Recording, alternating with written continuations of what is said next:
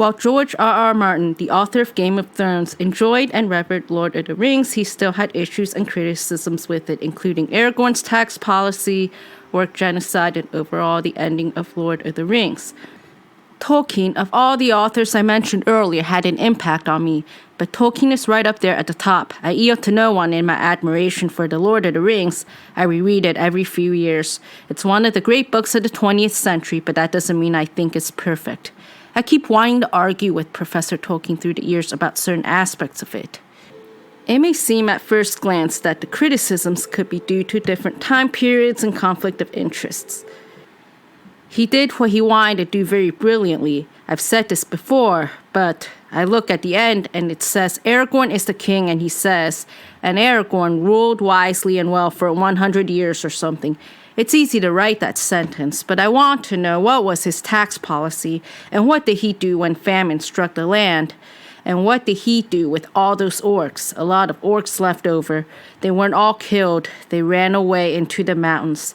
Sauron fell down, but you see all the orcs running away.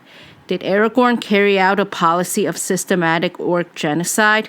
Did he send his knights out into the hills to kill all the orcs, even the little baby orcs? Or was there orc rehabilitation going on, trying to teach the orcs to be good citizens?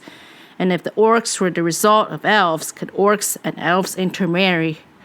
However, Tolkien did answer the question concerning Aragorn's tax policy in Return of the King. This is evident in the trial of Beregond, Faramir renouncing his stewardship, and Aragorn naming him the Prince of Ithilien. The class systems are also evident, with Aragorn's having served as a soldier in Gondor and other places. Aragorn is also a Númenórean, which is one of the class systems of mortal men, or at least a type of mortal men. As far as the economy, it can be assumed that it is similar to the Elvish economy, which is stated in one of Tolkien's linguistic papers. Since Aragorn, a Númenórean, or some sort of an imitation elf, it is assumed that his economy may be similar to this Elvish economy, which is largely based on agriculture. While not much is known about the production of food in Valinor, the grain was self-sown and only needed gathering and the scattering of 1/10, the tithe of Yavanna, of the seed on the field. Meanwhile, the dwarves also had a similar economy. They invented a plough when isolated and unable to buy grain. Characters would mainly get their food from the kingdom of Doriath and the east beyond the girdles of Melion, where flax would be grown and weapons would be made. And lastly, the orcs fled and scattered, with some of them lingering in the misty mountains.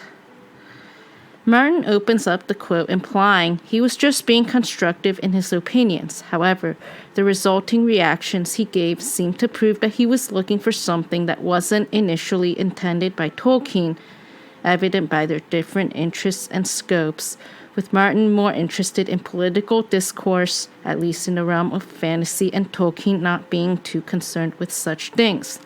It is also possible that Martin simply just hasn't seen this side of Tolkien or understood. After all, he asks about things that were already mentioned, which could be in some cases due to such things being explained in further detail in other works.